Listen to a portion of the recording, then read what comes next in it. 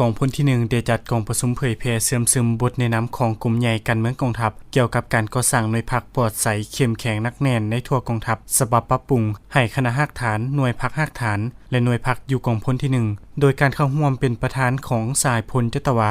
วงจันทร์พันจันทมานคณะพักกระทรวงเลขาคณะพักหัวหน้าการเมืองกองพลที่1มีคณะพักคณะบัญชา5ห้องแผนกการบรรดาคณะพักฮักฐานหน่วยพักฮักฐานและคณะหน่วยพักเข้าร่วม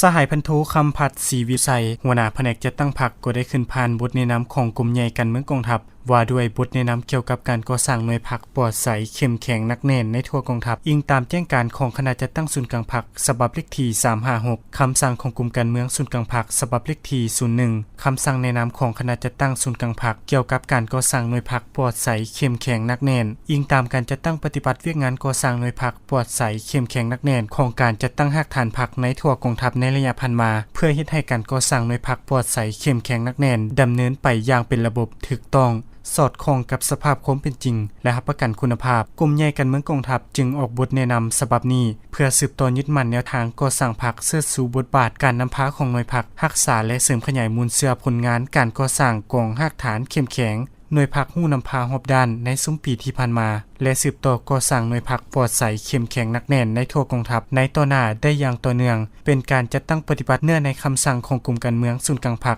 คำแนะนำของคณะจัดตั้งศูนย์กลางพรรคและคำแนะนำของคณะพรรคกระทรวงป้องกันประเทศว่าด้วยการเพิ่มทวีการก่อสร้างหน่วยพรรคปลอดใสเข้มแข็งนักแน่นให้ถูกต้องและเป็นเอกภาพในทั่วกองทัพเนใส่สร้างหน่วยพรรคเป็นแกนนำอยู่ฮักฐานพรรคสามารถนำพาสร้างแผนการฮู้นำพาจัดตั้งปฏิบัติแผนการฮู้สรุปตีราคาจัดตั้งปฏิบัติแผนการตีราคาคุณภาพแบ่งประเภทสมาชิกพรรคและหน่วยพรรครับประกันมีคุณภาพซึ่งการดำเนินกองประชุมบรรดาผู้แทนพร้อมกันค้นคว้าตกลงปัญหาสำคัญเนื้อในบรรดาเอกสารด้วยความเอกภาพสูงพร้อมทั้งขึ้นประกอบคำคิดคำเห็นแลกเปลี่ยนบทเรียนร่วมกันในตอนท้ายของประชุมยังได้มีการผ่านข้อตกลงของกระทรวงป้องกันประเทศว่าด้วยการยกขั้นเงินเดือนให้แก่นายทหารอยู่กองพลที่1จำนวน7สหายคือยกขั้นเงินเดือนสั้นพันโทรับเงินสั้นพันเอกมี1สหายยกขั้นเงินเดือนสั้นพันตรีรับเงินสั้นพันโทมี6สหายและจากนั้นก็ได้ผ่านข้อตกลงของกรมใหญ่การเมืองกองทัพว่าด้วยการอนุมัติให้นายทหารอยู่กองพลที่1พักการเพื่อปิ่นปัวสุขภาพจำนวน1สหายโอกาสนี้